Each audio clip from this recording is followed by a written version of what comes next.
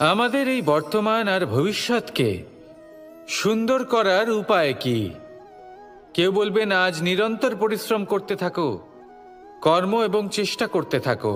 তার থেকেও বেশি গুরুত্বপূর্ণ কিছু আছে, বিগত অতীতের সাথে শান্তি স্থাপনা করা।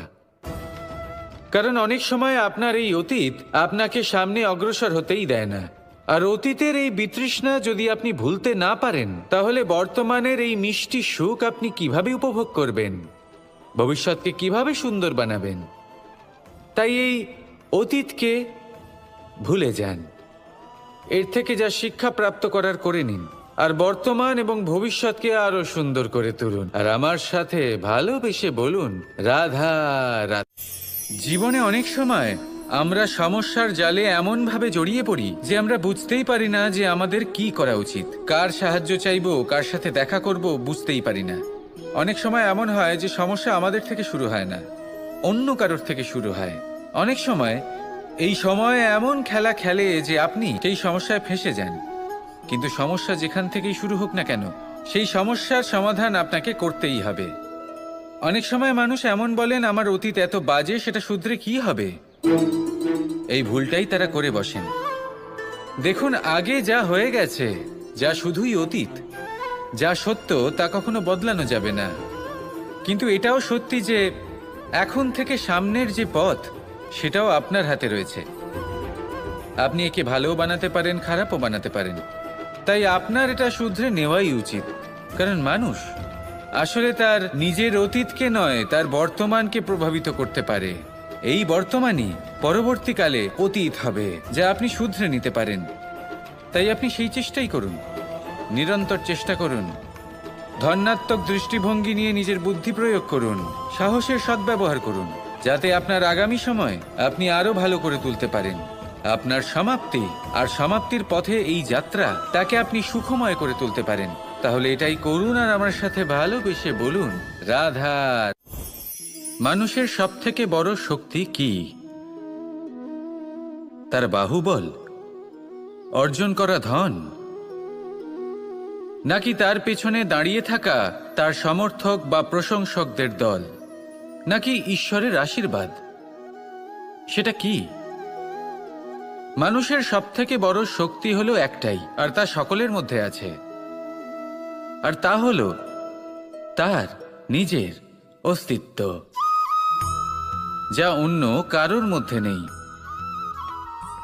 সংসারে অনেক লোক রয়েছেন, কিন্তু কেউ আপনার মতো নন। এটা হলো আপনার শক্তি, এ হলো আপনার নিজস্ব শক্তি। দুর্ভাগ্যবশত বেশিরভাগ মানুষ এটা বুঝতে পারেন না, নিজের শক্তিকে চিনতে পারেন না। কিন্তু যদি আপনি চিনতে পারেন, তাহলে আপনি নিজের অন্তরে অনুভব করবেন একটা অসীম শক্তির অস্তিত্ব। যে সাফল্যের পথে আপনি চলছেন, আপনি দেখবেন যে এই সাফল্যের দ্বার নিজে থেকেই খুলে গেছে।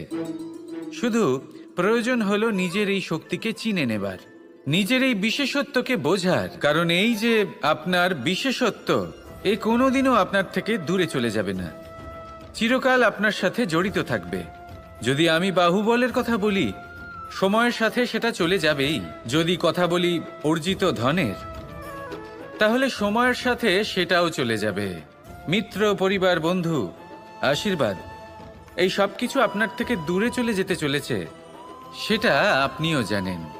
কিন্তু এই যে আপনার অস্তিত্ব, আপনার বিশেষ শক্তি, যা শুধু আপনার সাথে আছে, তা চিরকাল আপনার সাথেই জুড়ে থাকবে। দরকার হলো শুধুমাত্র এটা চিনে নেওয়ার, নিজের উপর বিশ্বাস রাখার, আর জীবনে এগিয়ে চলার। আপনি যদি এটা করেন, তাহলে সবাই এটা দেখে আপনার থেকে শিক্ষা নেবেন। অমৃত আসলে কি? আমরা সবাই জীবনে অমৃত লাভ করতে চাই, কিন্তু এই অমৃত আসলে কি? এ কি অমরত্ব লাভ করার কোনো মন্ত্র, নাকি সামনে এগোনোর কোনো পথ? নাকি অমৃত সেই রস যা অসুর আর দেবতারা সমুদ্র মন্থন করে লাভ করেছিলেন? নাকি সেই ওষুধ যা ঋষি মুনিরা ভ্রমণ করে খুঁজে বের করেছিলেন? অমৃত যদি কিছু হয়, তাহলে তা হলো আশা। কখনো কোনো মাতাকে দেখুন, উনি নিজের সন্তানকে কত আগলে রাখেন, তার যত্ন নেন, তার পালন পোষণ করেন। এই আশা নিয়ে যে পরবর্তী জীবনে এই সন্তান খুব বড় কিছু করবে, ওনাদের খুব ভালোবাসবে। এবার আগামী দিনে কি হতে চলেছে তা আমরা জানি না, পর মুহূর্তে কি হতে চলেছে তা আমরা জানি না, আগামী মুহূর্তে আপনি জীবিত থাকবেন কিনা সেটাও আমরা জানি না। কিন্তু আমরা অনেক বছরের পরিকল্পনা বানিয়ে ফেলি, সেটা অবশ্য মন্দ নয়। দেখুন, জীবন যাপন করার এই আশা, এটাই ভবিষ্যতের আধার হতে পারে। তাই এই আশা হলো গুরুত্বপূর্ণ, তাই একে নিজের সাথেই রাখুন। কথায় আছে যে যে ব্যক্তি নিরাশ হয়ে পড়েন, যার মধ্যে কোনো আশা বাকি থাকে না, তিনি হয়তো বেঁচে আছেন কিন্তু একটা মৃত জীবন যাপন করছেন। তাই এই আশার সঙ্গ কখনো ত্যাগ করবেন না, একে চিরকাল নিজের সাথেই রাখুন। জীবন আনন্দময় হয়ে উঠবে, আর এই হৃদয় তা ভালোবেসে বলবে রাধা রাধা। বৃষ্টির জল যখন মেঘের দ্বারা টিপ টিপ করে ঝরে পড়ে তখন কি ভালো লাগে, তাই না? শুধু যে এই আবহাওয়া ভালো করে তোলে তাই নয়, এই মাটিতে সমাহিত হয়ে একটা অত্যন্ত সুন্দর গন্ধ উৎপন্ন করে।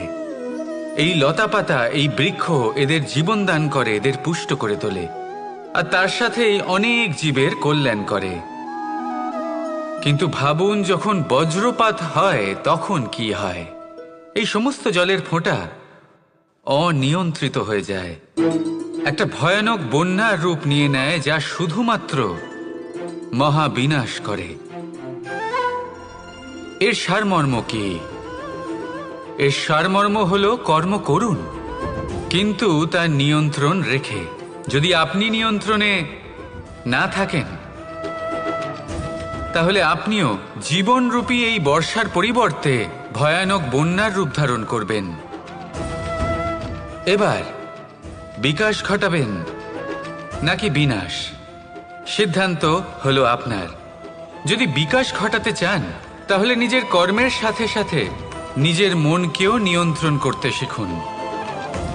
এই মনকে সংযত করুন, একে নিয়ন্ত্রণে রাখুন, নিজের কর্মকে নিয়ন্ত্রণে রাখুন, ভারসাম্য বজায় রাখুন, আর আমার সাথে ভালোবেসে বলুন রাধা রাধা। কখনো ঘোড়া আর তার ঘোড়সওয়ারিকে দেখেছেন? ঘোড়ার ডান এবং বাম দিকে যেন একটা পর্দা লাগানো থাকে। তার কারণ কি? যাতে ঘোড়া অন্য কোনো দিকে দেখতে না পায়, শুধুমাত্র সামনে দেখে আর সেই দিকেই এগোতে থাকে। বলতে গেলে এটা খুব সাধারণ ব্যাপার, কিন্তু এর পেছনে খুব বড় এক বিজ্ঞান লুকিয়ে রয়েছে। আপনি যদি জীবনে নিজের লক্ষ্যে পৌঁছতে চান, তাহলে আপনাকে এদিক ওদিক তাকানো বন্ধ করতে হবে, শুধু সামনে নিজের লক্ষ্যের দিকে তাকিয়ে থাকতে হবে।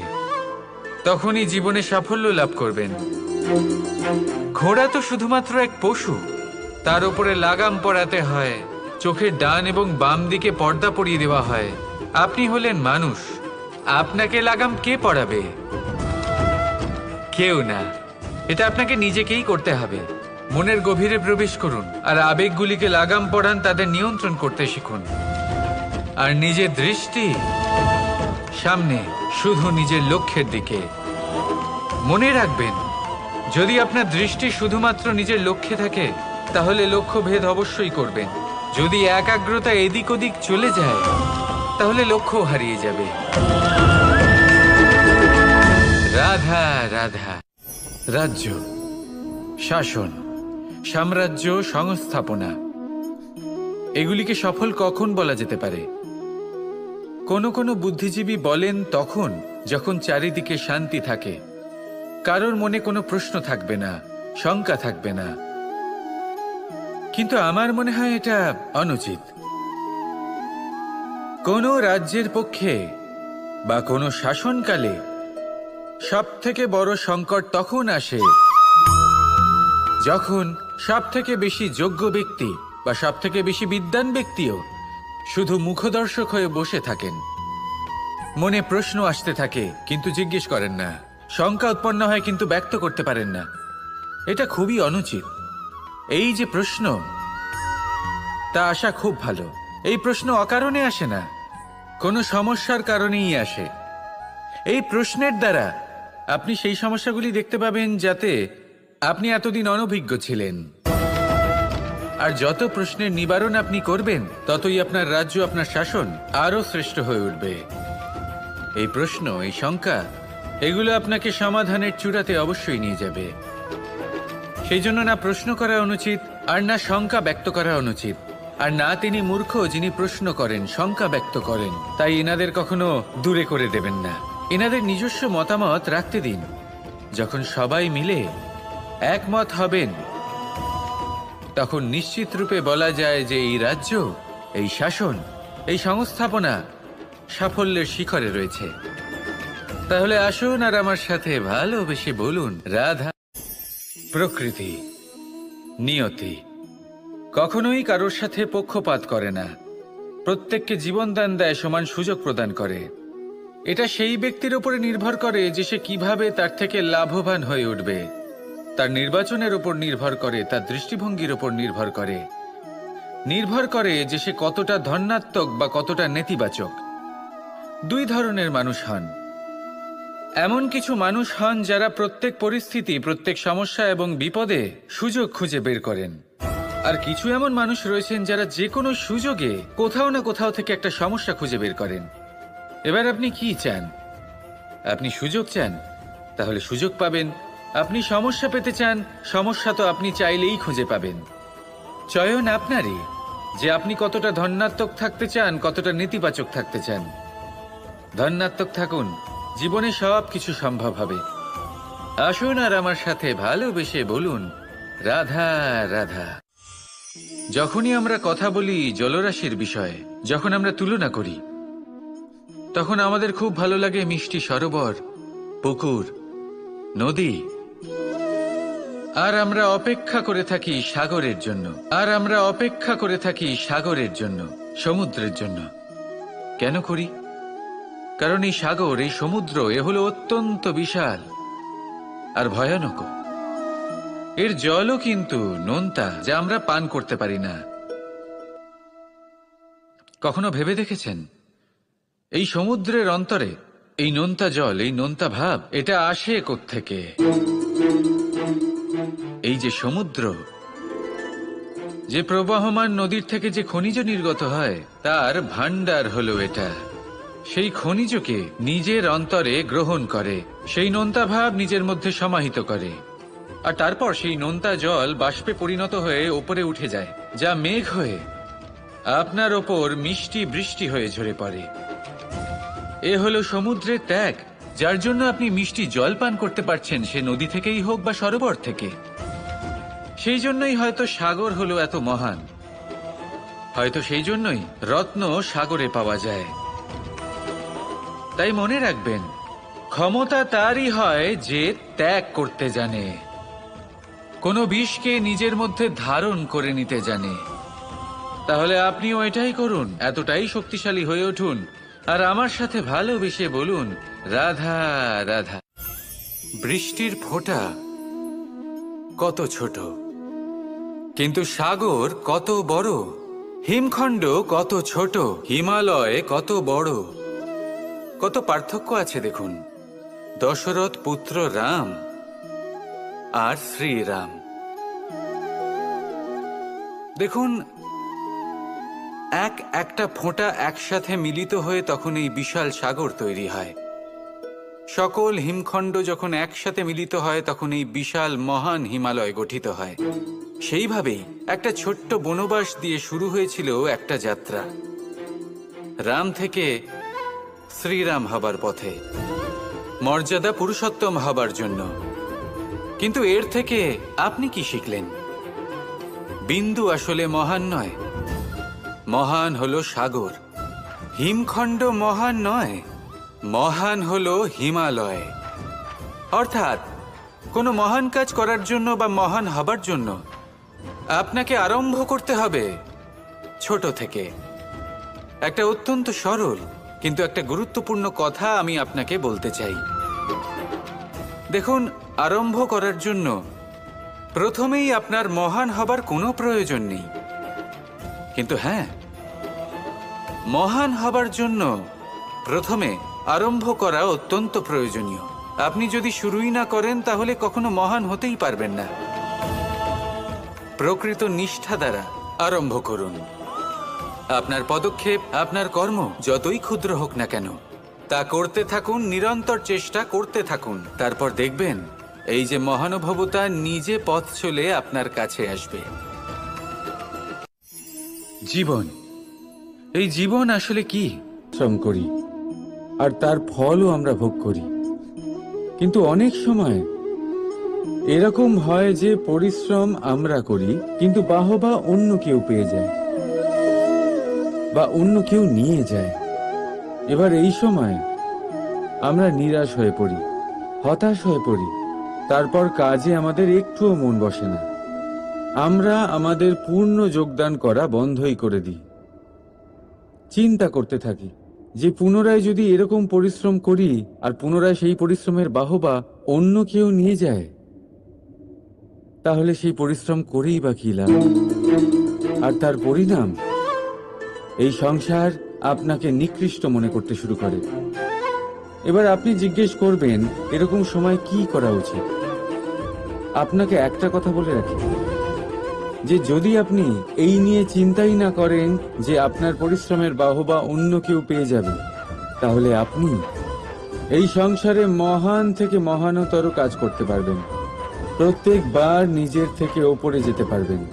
আর এই সিঁড়ি অনেক লম্বা।